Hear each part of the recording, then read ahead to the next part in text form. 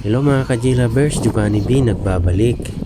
So ang gagawin natin ngayon ay itong Platinum X10 na player. So ang problem nito ay no sound. So may audio naman yung galing sa amplifier natin, no sound siya.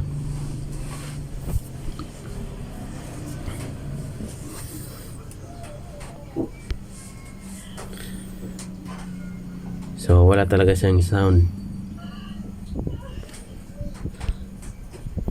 So naka-play naman yan. So kahit volume on wala talaga siyang sound. So yan ang hahanapin natin mga ka-G-Lovers kung ba't wala siyang sound.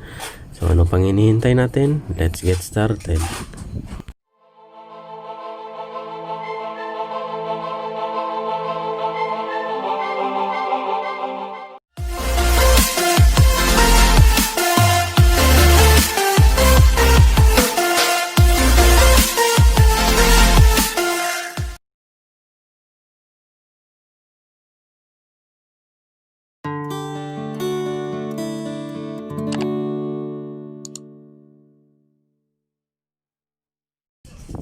So ang gagamitin ko muna ay yung USB natin mga ka-G-Lovers. Kasi kung CD yung gagamitin natin, baka maka-copyright na naman ako. Kasi dati na-copyright na ako gamit ko yung CD, yung tunog ng video, okay. So na-copyright tayo. So ginamit ko CD. So naka-play na yan, wala talaga siyang sound. So yan, nag-play na yan, wala siyang sound.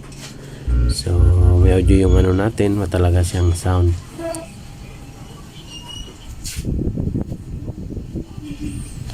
So buksan muna natin ito. Naka 100 lang ako. So pisto ko lang yung camera. Tapos buksan natin to. So siya nga pala mga ka-G-Lovers, please subscribe pala and pahit na notification bell. So maraming salamat. Sana wag niyong kalimutan mag-subscribe.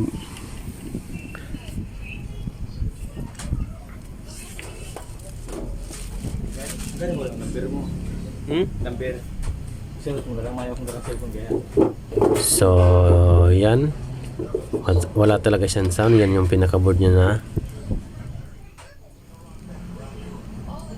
So in-skip ko lang muna kasi may kinausap ko ang customer. So yan na nga, naka-play na yung player natin. Wala siyang sound. So wala siyang sound.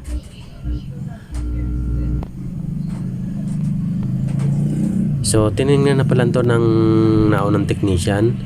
So tinignan lang talaga, ang sabi baka board na daw kasi in-adjust niya na yung volume, wala pa rin sound. So dinala na sa atin para tayo na mag-check. So ang gagawin natin, i-trace lang natin.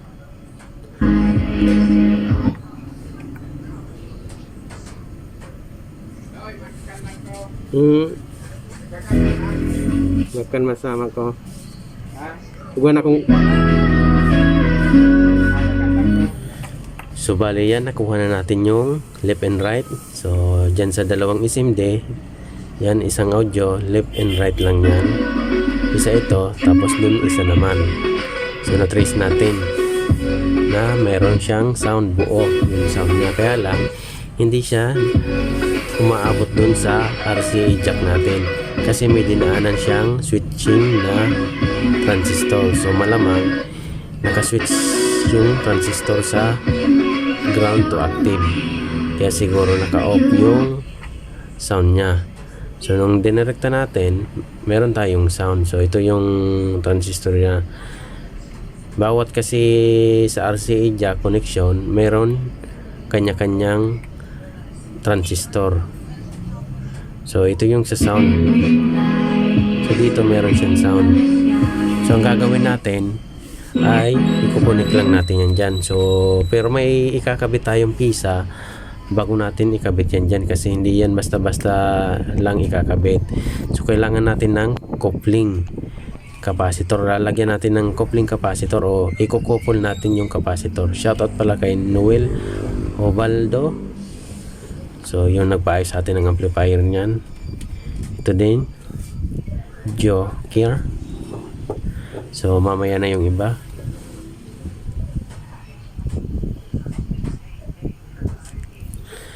So ang gagawin natin ay ibabypass natin, gagamit tayo ng coupling capacitor o ikukouple natin yung sound papuntang amplifier natin galing dito sa player. So output ng player papunta sa input ng amplifier, ikukouple lang natin. So ang gagawin natin yan ay kukuha tayo ng capacitor. So ito dalawang capacitor. So ang gagawin natin, isi-series lang natin yan, hindi parallel kundi series. So dahil series to, kayo nang bahala kung anong prepared nyong pwede nyong gawin. Pwedeng out positive or out negative. So kayo nang bahala. Kasi coupling naman lang ang gagawin natin, pang couple lang naman. So walang problema kung ano ipe-prepare mo. Pwedeng out negative o out positive.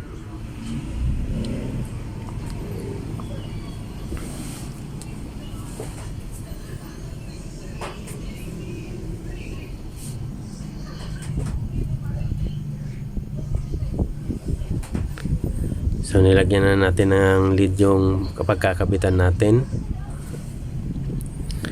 So ito yung sinasabi ko mga ka-J-Lovers. So ako ang gagawin ko ay out negative. Yan. So kayo rin bahala, pwede rin yung out positive. So ako ginawa ko out negative. So ayusin lang natin yung pagkakabit nito. So medyo mahirap-hirap lang itong ikabit mga ka-J-Lovers. So itatry pa lang natin to. Pag nakabit na natin to, itatry natin kung magkakasound na siya. So pag hindi pa rin nagkasound siya, so ibig sabihin talagang nakaswitch on yung transistor natin sa ground to active. So malamang mahina yung tunog o wala talagang tunog pa rin yan. So may gagawin tayo dyan para magamit natin. So abangan nyo lang mga ka-J-Lovers. May gagawin tayo dyan para mapatunog pa natin siya. So bago ang lahat, testingin muna natin kung tutunog na ba to sa ganitong connection natin. So kabit lang natin yung dalawang capacitor. So 10 microfarad, 50 volts pala yung ginamit natin.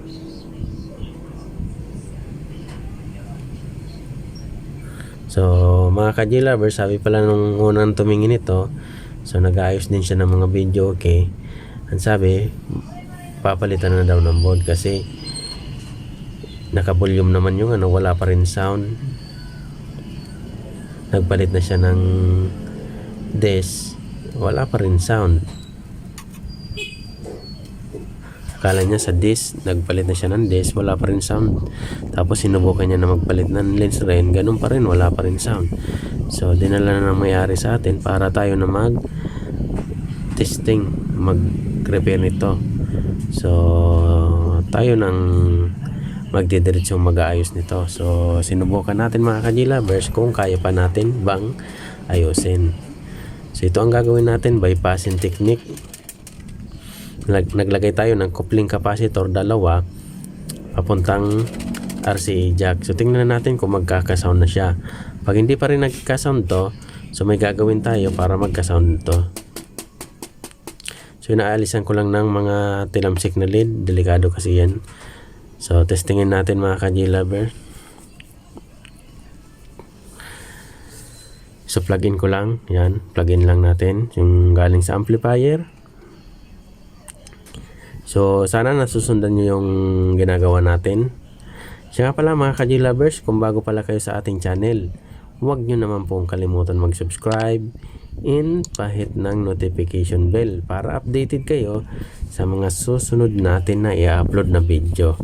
So pahit na rin ng like button kung nagustuhan nyo yung ating video. Maraming salamat pala sa lagi nyong pagsubaybay sa ating channel. So nag-notice siya mga ka-J-Lovers, so ang gagawin natin ay mali pala yung pag-ano natin. So kailangan i-on ko muna bago nakasalpak yung USB natin. So ulitin natin mga ka-J-Lovers. So kita nyo, tagal, nag-notice. Inaantay ko pa sana yan, kaya lang matagal talaga. So ang gagawin natin, i-off natin, tapos tanggalin natin yung USB or huli yung USB natin ikabit. I-on natin, Tapos kabit natin USB. So yan, nagbasa na. So mali pala na pindot ko. Yan, naka-stop palagi. Dapat inuna kong pinindot yung play. So yan, di na siya man-next mga ka-J-Lovers. So ulitin natin ulit. Kasi mali yung napindot natin. Dapat pag nagbasa na siya, play yung pipindutin natin.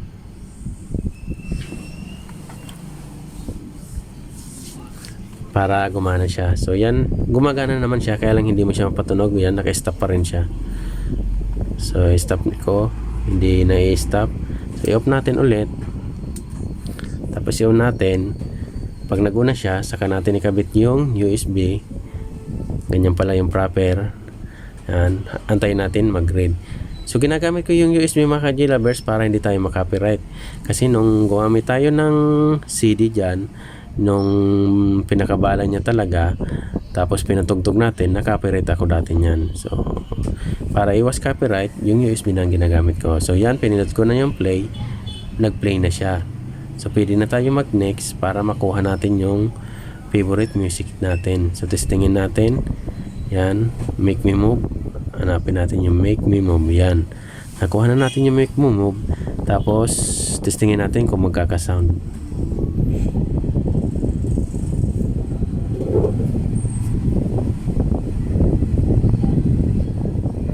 Tumunog naman siya mga ka-J-Lovers, kaya lang napakahina. So napakahina yung tunog. Ibig sabihin talaga, yung transistor nito na papuntang RCA jack, yung galing sa system natin na sound, naka ground pa rin. So ibig sabihin, naka-switch in yung transistor natin sa ground papuntang active. So hindi siya tumutunog yan. Pag dito tayo, may tunog. Pag dito sa wala. So wala yan dyan. Pag dun sa may SMD capacitor tayo nag-connect, meron siyang sound. So ito ang gagawin natin.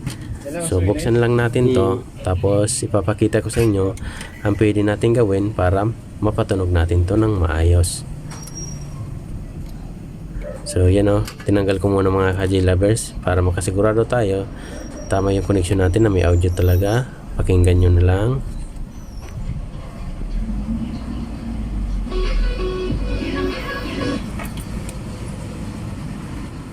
So may sound nga siya, di ba? May sound siya. So ipapakita ko sa inyo mga ka-J-Lovers kung ano pwede natin gawin para magamit natin. So ang gagawin lang natin ay baklasin ko muna to, tanggalan ko muna ng mga tornilyo para makita nyo kung ano ang pwede natin gawin dyan.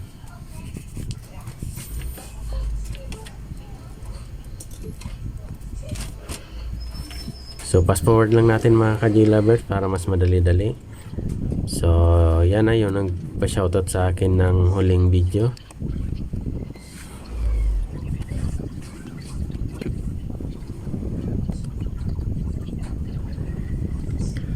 So tanggalin lang natin mga tornilyo nito mga ka-J-Lovers.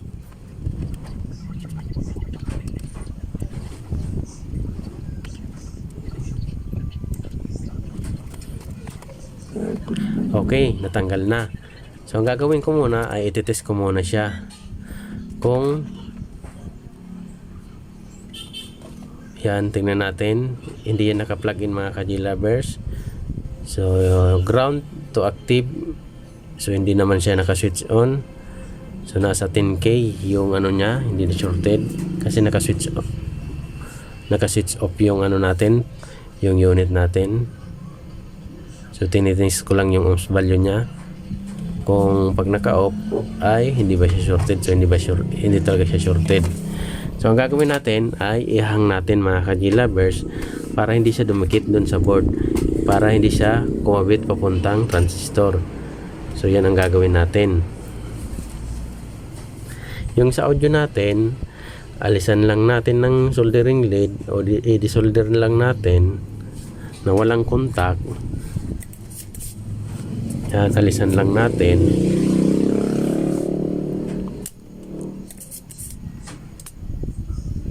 Yan, alisan lang natin ng lead. Tapos testingin natin kung gagana na ba siya. Kasi pag inalisan natin ng lead to na hindi siya na nakakabit dyan sa board, ibig sabihin hindi na siya kumabit dun sa transistor. So open na siya. So pwede natin siyang i-bypass.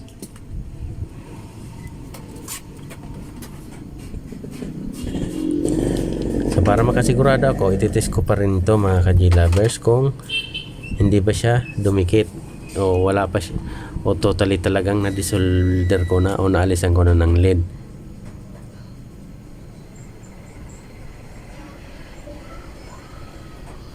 So parang okay na siya mga ka-J-lovers.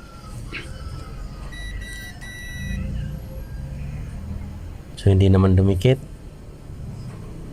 So okay, dahil hindi siya dumikit, so ikabit na natin to, tapos testingin natin.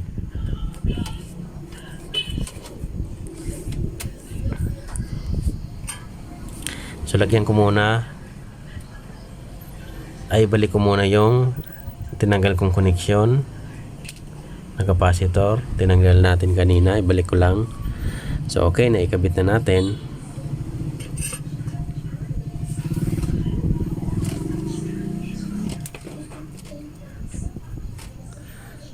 So balik natin yung mga connection.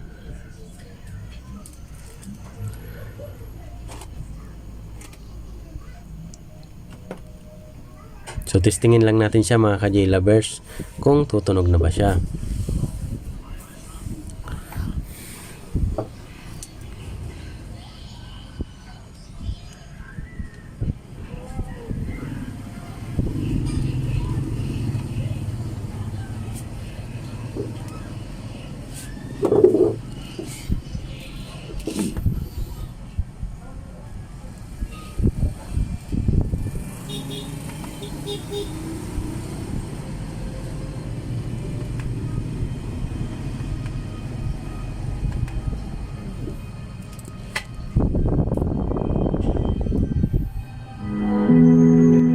So ayan na nga mga ka-J-lovers, napapakinggan nyo naman, tumunog na siya.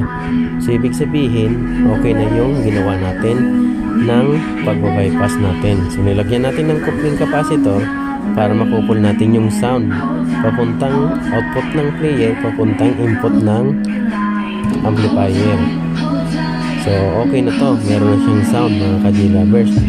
So sana meron naman kayong bagong natutunan sa akin kung paano ayusin ang no sound na Platinum X10. So maraming salamat sa lagi niyong pagsubaybay sa ating channel. So sana huwag niyo naman kalimutan mag-subscribe and pahit ng notification bell at pahit ng like button. So thank you very much. God bless you all mga ka-J-lovers. Maraming salamat sa inyo lahat mga ka-J-lovers. Thank you.